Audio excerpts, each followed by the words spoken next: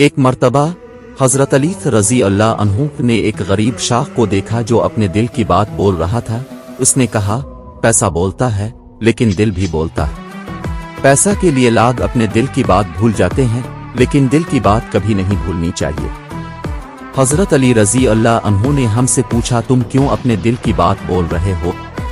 کہا، میں اپنے دل کی بات بول رہا ہوں کیونکہ مجھے دیکھا ہے کہ پیسے کے لیے لوگ اپنے دل کی بات بھول جاتے ہیں۔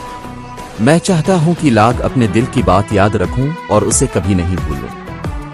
حضرت علی رضی اللہ عنہ نے فرمایا، تم نے سچ کہا۔